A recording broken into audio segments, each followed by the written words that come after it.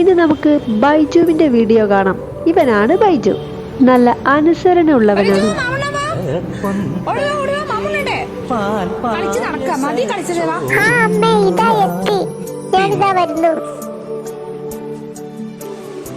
ഇതെന്താ അമ്മ സ്പെഷ്യല്? എനിക്ക് നന്നായി വിശക്കുന്നുണ്ടല്ലോ. കാര്യമായിട്ട് മണമൊന്നും വരുന്നില്ലല്ലോ അമ്മേ. എന്താണ് അമ്മയുടെ കയ്യിൽ?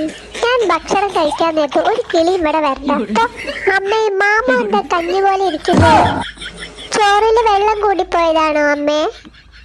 വെള്ളം കൂടിപ്പോയി എന്ന് പറഞ്ഞാലും അതിനും ഒരു പരിധിയൊക്കെ ഇല്ലേ അമ്മേ? പാവം, അമ്മയ്ക്കൊരു കയ്യബദ്ധം പറ്റിപ്പോയതായിരിക്കും.